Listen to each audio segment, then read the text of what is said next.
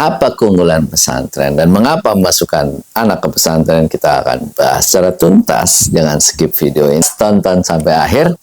Inilah salah satu keunggulan utama pesantren karena dia memadukan 3 lingkungan pendidikan.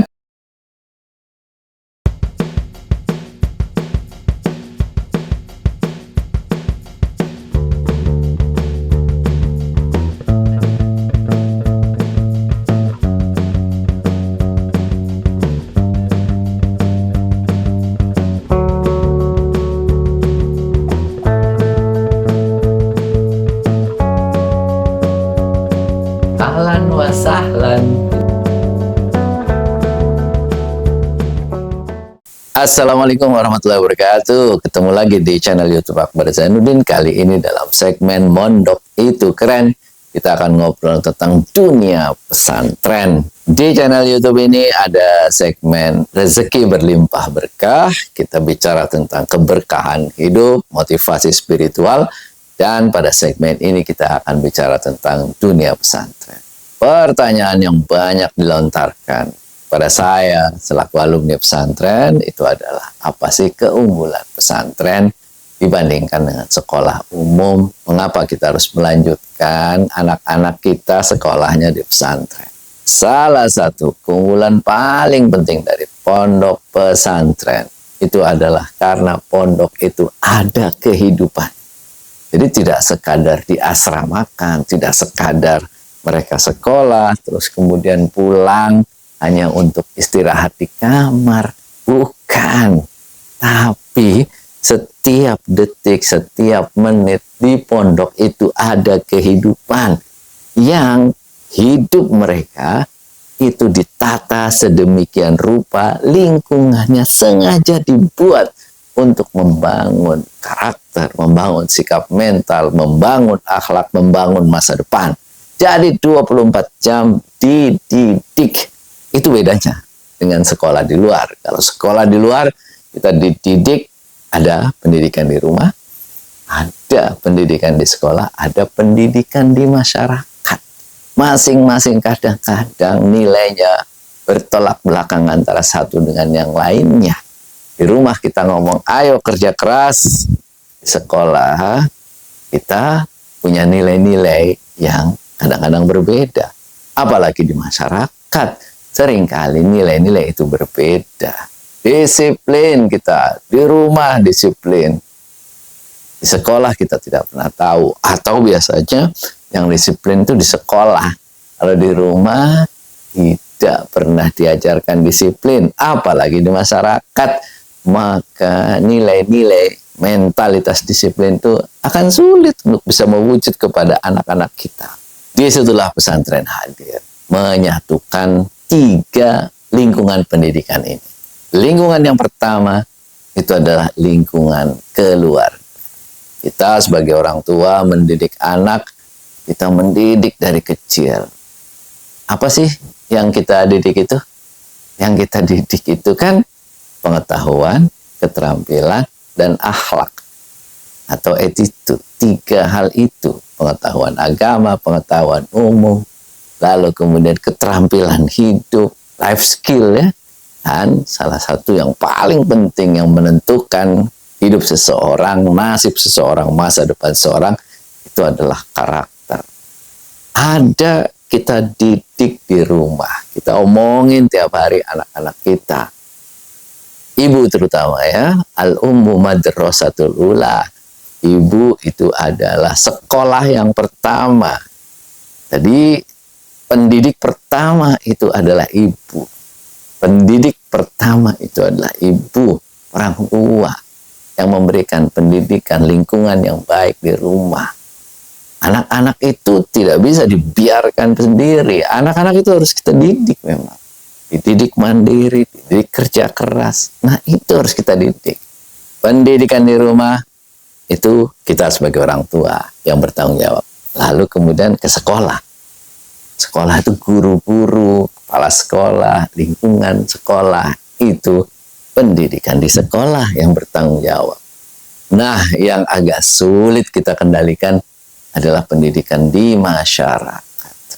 Keluar sekolah, jam 1, jam 2, jam 3, kita seringkali lost dengan anak-anak kita. Kita tidak tahu apa yang mereka lakukan, kita tidak tahu apa yang mereka kerjakan dengan anak-anak, sebaya mereka, dengan lingkungan yang seringkali kita masih kerja kan. Kita sulit untuk bisa mengawasi mereka dengan baik. Akhirnya, pendidikan yang baik, karakter yang baik yang sudah kita tanamkan di rumah, lalu diperbaiki lagi, diperbagus lagi, dibiasakan lagi di sekolah, akhirnya seringkali itu hancur berantakan ketika di luar sekolah. Banyak terjadi kenakalan remaja, tawuran, segala macam. Itu kenapa? Karena lingkungan. Lingkungan yang tidak mendidik anak-anak kita dengan baik. Nah, inilah yang coba dilakukan oleh pesantren. Menyatukan 3 lingkungan pendidikan inilah yang menjadi keunggulan pesantren. Lingkungan keluarga, lingkungan sekolah, dan lingkungan sosial masyarakat disatukan dalam satu kesatuan. Diciptakan untuk mendidik 24 jam.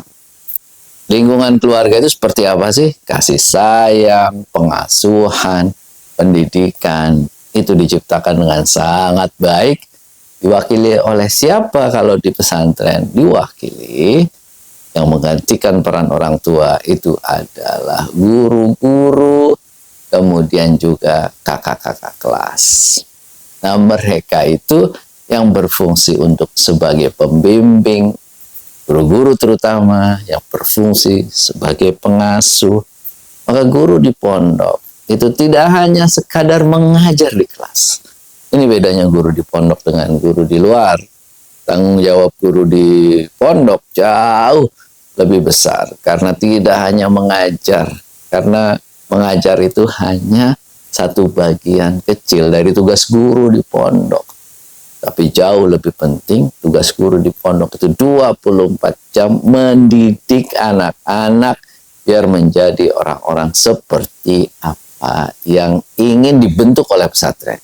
Maka saya ingat sekali ketika dulu saya di pesantren, kebetulan saya di Gontor, itu wali kelas terutama ini sangat berfungsi untuk melihat, mendengar, dan mengawasi serta mengasuh anak didiknya seperti orang tua mereka. Wali kelas itu fungsi kalau di pesantren bukan hanya sekadar di kelas. Wali kelas itu 24 jam mengawasi anak-anak. Ada misalnya 30 orang ya. 20-30 lah. Diawasi satu-satu. Itu belajarnya gimana di asrama, belajarnya gimana di kelas, baca Qur'annya gimana, ibadahnya gimana, disiplinnya gimana, itu ditanyakan ke pengurus satu persatu, anaknya itu dilihatin satu persatu. Dan ada satu kebiasaan yang saya masih ingat, setiap tahun itu ya, pada setiap semester, itu selalu wali kelas itu di Gontor itu wajib ngomong dengan anak didiknya. Itu paling tidak tatap muka secara langsung, face to face, untuk melihat, mendengar, bicara hal-hal yang bersifat keluarga, hal-hal yang bersifat pribadi, untuk tahu keadaan keluarganya bagaimana, keadaan di rumah bagaimana, keadaan dirinya bagaimana, ada masalah atau tidak. Ada keterbukaan sehingga ketika wali kelas melihat, oh ini ada masalah, kenapa belajarnya kurang. Nah, dia bisa kemudian menganalisis, kemudian membantu mencarikan solusi untuk anak didik. Jadi, lingkungan keluarga itu sudah dilakukan dengan sangat baik di pondok. Mengasuh, mendidik, membangun karakter, membangun semua potensi yang ada pada dirinya. Itu setiap tahun, pergantian wali kelas sekalipun, sistem sudah terbangun bahwa setiap tahun itu potensi kita dilihat, bagaimana perkembangan diri kita. Bahkan wali kelas saya dari dulu sampai sekarang, saya sudah 30 tahun keluar dari pondok, kita masih akrab dan masih ingat wali kelas saya, kamu itu dulu begini, kamu dulu itu begini.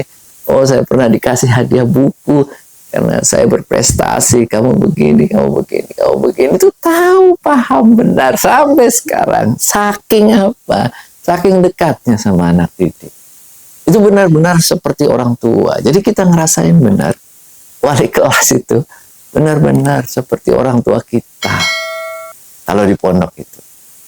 Maka di pesantren, guru-guru terutama wali kelas benar-benar berfungsi sebagai orang tua yang melindungi, menyayangi, mengasuh anak-anaknya dengan sebaik-baik. Lingkungan kedua yang ada di pesantren itu adalah lingkungan sekolahan. Lingkungan sekolahan itu sekolah formal, biasanya jam 7 pagi sampai kemudian setelah asar. Itu lingkungan belajar di kelas, belajar ilmu, belajar pengetahuan, membekali diri dengan bahasa, membekali diri dengan pengetahuan agama, pengetahuan umum, segala macam pengetahuan ada di kelas. Dan lingkungan ketiga yang ada di pesantren adalah lingkungan masyarakat. Lingkungan masyarakat itu adalah lingkungan di asrama, di organisasi, di kursus-kursus, di bidang olahraga, dan lain sebagainya, banyak di pramuka, di semua kegiatan ekstrakurikuler. Itu puluhan kegiatan ekstrakurikuler yang ada di pondok. Itu apa? Untuk belajar kehidupan.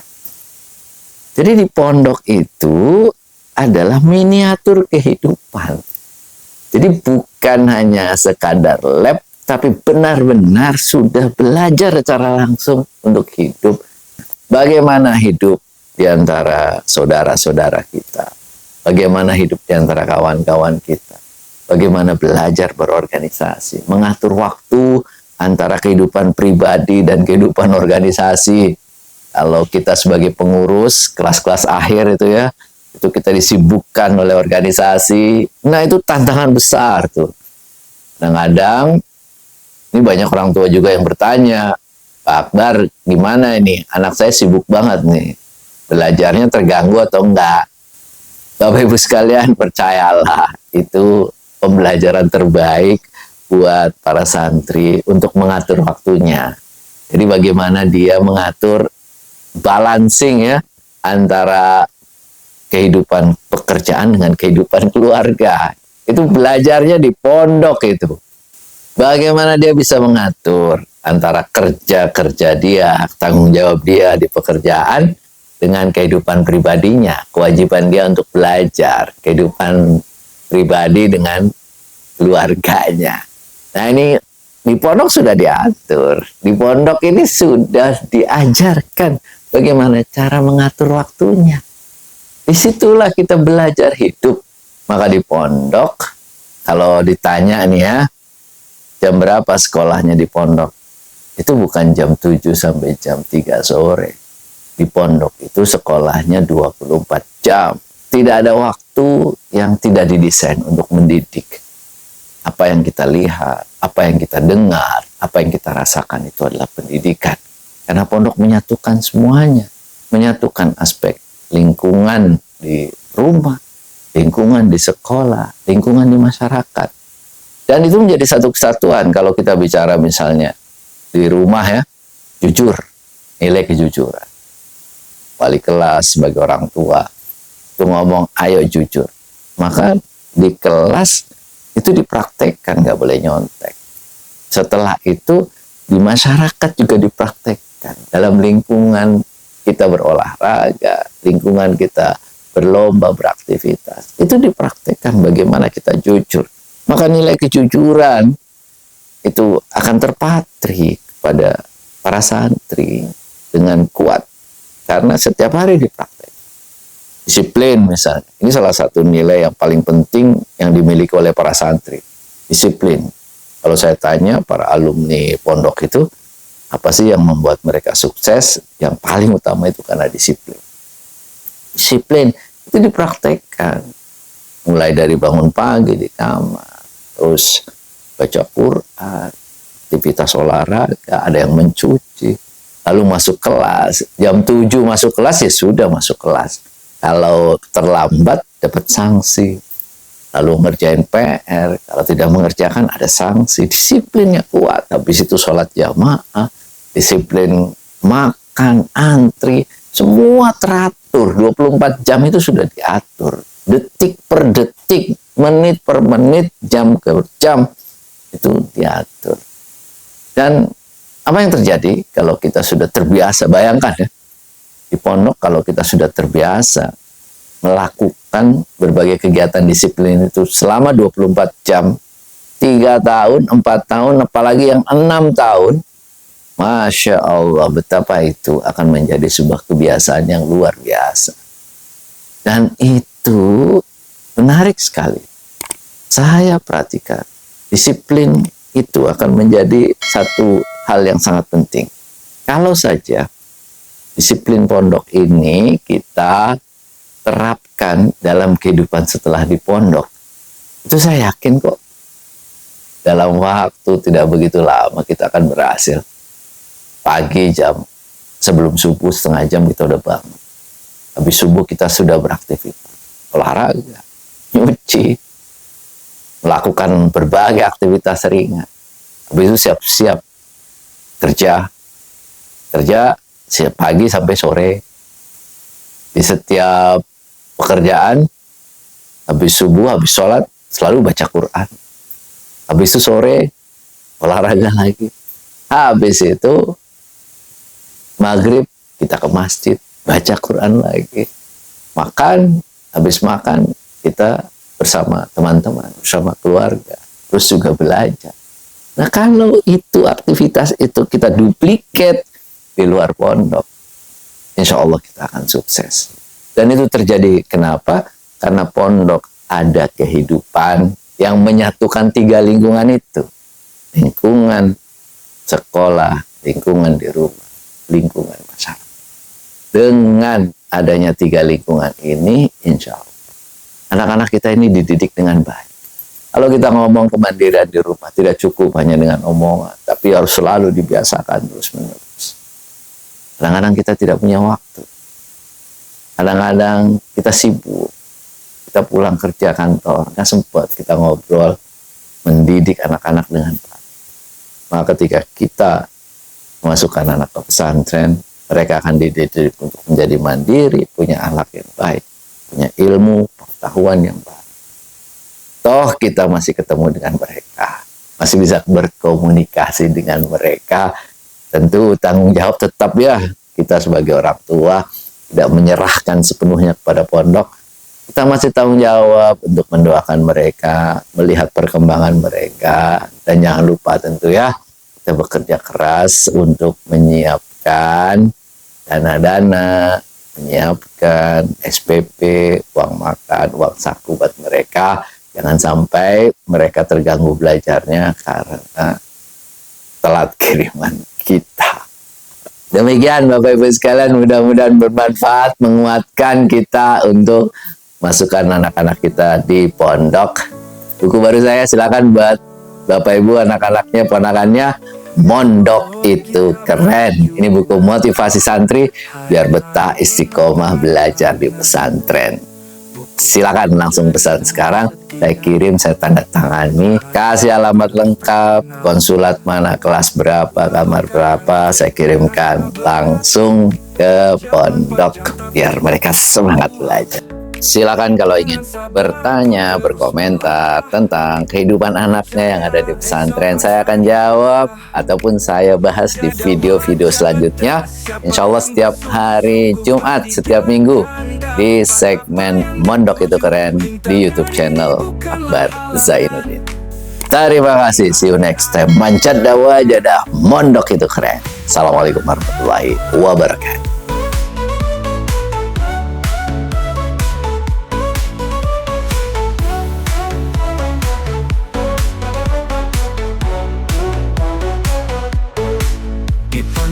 Kita berjuang hari-hari penuh tantangan. Buku-buku jadi teman setia, belajar terus tak kenal lelah. Walau kadang hati terasa berat, jalan panjang tapi aku kuat. Dengan sabar aku terus melangkah, percaya esok akan indah. Menjaga wajah siapa yang bersungguh-sungguh, pasti dia akan dapat apa yang dituju. Rintangan ini bukanlah halangan, karena di akhir ada kejayaan. Menjaga wajah siapa yang bersungguh-sungguh, pasti dia akan dapat apa yang dituju. Rintangan